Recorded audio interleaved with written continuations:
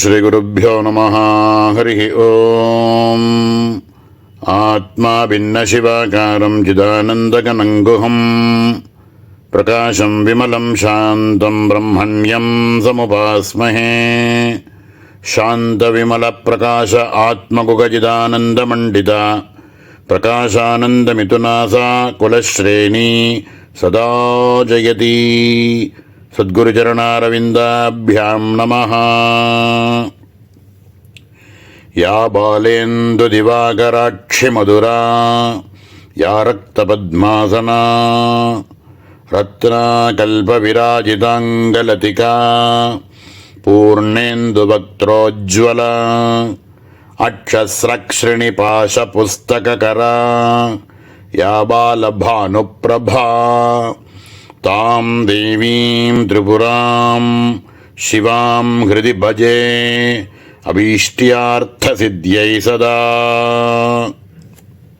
குரோத பட்டாரகர்னு சொல்லக்கூடிய துர்வாச மகரிஷியினால் அருளப்பட்ட ஸ்ரீ சக்தி மகிம்ன ஸ்தோத்திரம் அப்படின்ற ஸ்தோத்திரத்தினுடைய 4வது ஸ்லோகத்தை பார்த்துட்டு இருக்கோம். இதில் 3வது ஸ்லோகம் 4வது ஸ்லோகம் ரெண்டுமே குண்டலினியினுடைய தியானத்தை பற்றி சொல்லக்கூடிய ஸ்லோகங்களாக அமைஞ்சிருக்கு. இதில் துர்வாசர் குண்டலினி அப்படின்னு சொல்லக்கூடிய தேவியை பஜிக்கிறார். யா பாலேந்து திவாகராட்சி மதுரா, எந்த தேவியானவள் பிறை சந்திரனையும் திவாகரன்னு சொல்லக்கூடிய சூரியனையும் 2 கண்களாக வச்சுருக்காளோ அப்படின்னு மேலோட அர்த்தம்.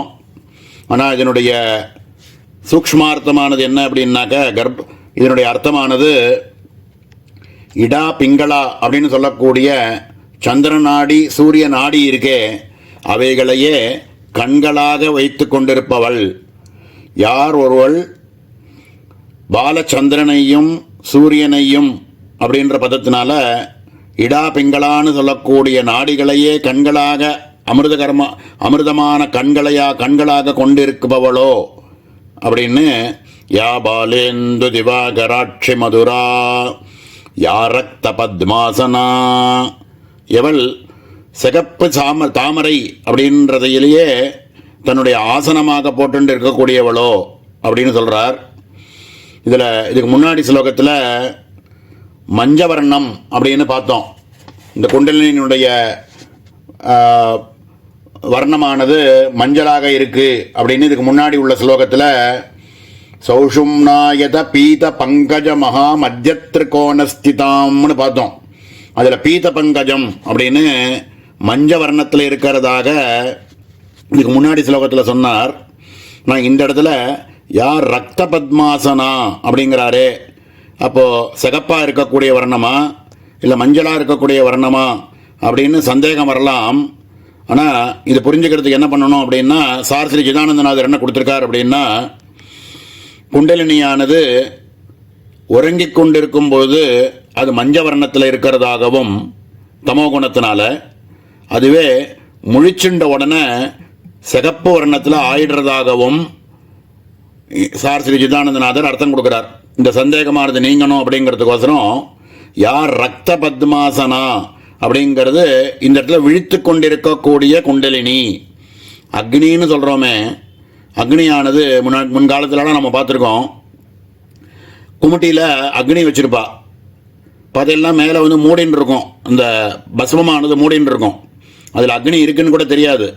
உஃப்னு ஊதிட்டோம் அப்படின்னா அந்த மேலே இருக்கக்கூடிய அந்த சாம்பலானது நவந்ததுன்னா உள்ள சக்கச்சவேர்னு ஒரு சிகப்பு வர்ணத்தில் உள்ள தணல் இருக்கும். அப்போ முழிச்சுண்டுதுன்னா அது தணலானது சக்கச்சவேர்னு இருக்கிறதாகவும், அதுவே கொஞ்சம் விசிறி விட்டோம்னா இன்னும் கொஞ்சம் ஃப்ளேம் வரும். ஃப்ளேம் வந்ததுன்னா அது ப்ளூ கலரில் இருக்கும், இல்லைன்னா எல்லோ கலர், அது மஞ்சள் வர்ணத்தில் இருக்கும். நல்லா பிரகாசமானது ஏற்பட்ட உடனே பார்த்தோம்னா அதுலேருந்து வரக்கூடிய பிரகாசமானது வெள்ளையாக வரும். இதைத்தான் மஞ்ச வர்ணமோ சிகப்பு வர்ணமோ சுத்த ஸ்பட்டிக வர்ணமோ இப்படிலாம் 3 வர்ணங்கள் இதுக்கு சொல்கிற வழக்கம். நம்ம முதல் ஆவரணத்தில் இருக்கக்கூடியதுக்கு கூட சுக்ல அருண பீதவர்ண அப்படின்ற பதங்கள்லாம் யூஸ் பண்ணுவோம். லகார பிரகிருத்திக்க சுக்ல அருண பீதவர்ணம்னு சொல்லுவோம். சுக்லமம் அப்படின்னு சொல்லக்கூடியது வெண்மையானது, நல்ல பிரைட்டாக இருக்கக்கூடிய அக்னி. அக்னியானது வெளிச்சமானது, வெளியில் அதிலேருந்து வரக்கூடிய பிரகாசம். அதுக்கு முன்னாடி உள்ள ஸ்டேஜு சிகப்பு வர்ணமாக இருக்கும். அதுவே உள்ள கொஞ்சம் ஃப்ளேமோடு இருக்கும்போது மஞ்ச வர்ணத்தில் இருக்கும். இப்படி அக்னிக்கே 3 வர்ணங்கள் இருக்கிறதுனால இந்த இடத்துல முதல்ல சொன்ன ஸ்லோகத்தில் மஞ்ச வர்ணத்தில் சொல்லியிருக்கார்.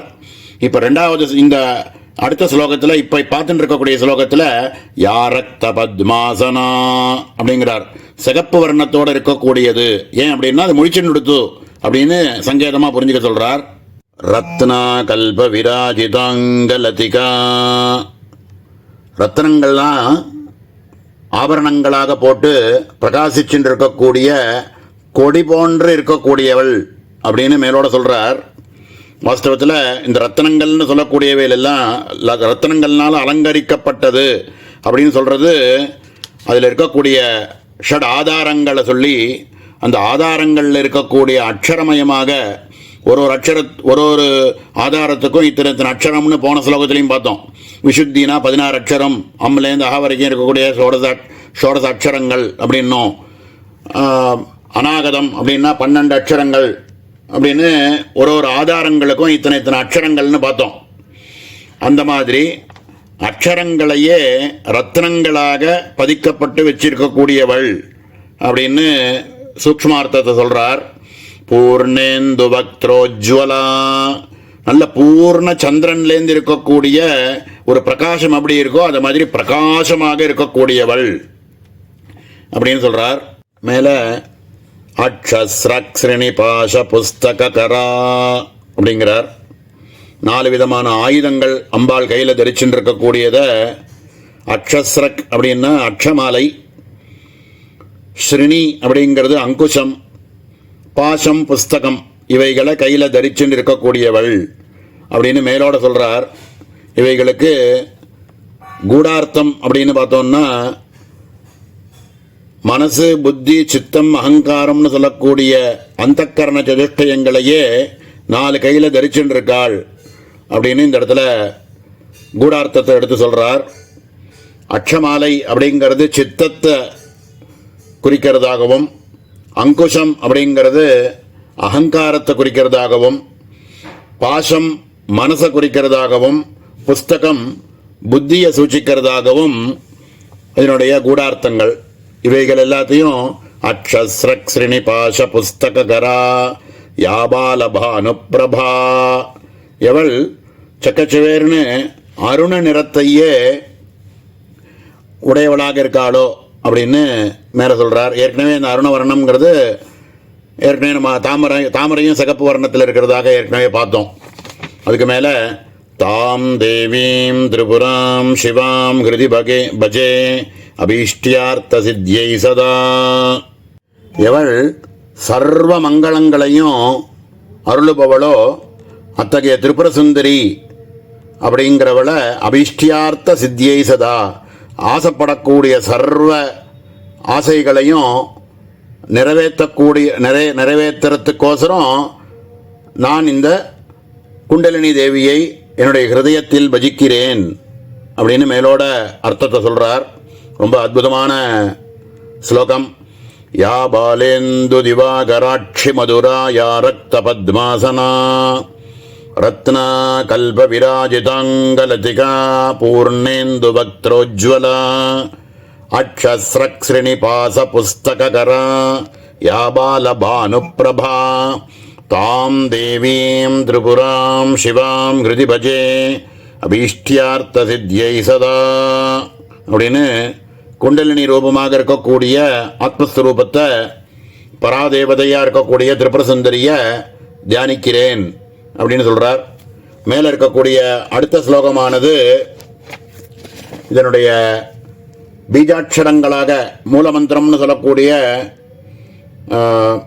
சங்கேதசார மூல வித்யை அப்படின்னு சொல்லக்கூடிய மந்திரத்தினுடைய 3 பீஜாட்சரங்கள். அதனுடைய வாக்பவ பீஜத்தை ஒரு 3 ஸ்லோகத்தில் வாக்பவ பீஜத்தை பற்றி சொல்கிறார். இதை அடுத்த அவகாசத்தில் மேலே பார்ப்போம். ஓம் சகனா பவது சகனோ புனக்து சக வீர்யங்கரவாவஹை तेजस्विनावधीतमस्तु मा विद्विषावहै। ओम शांति शांति शांति।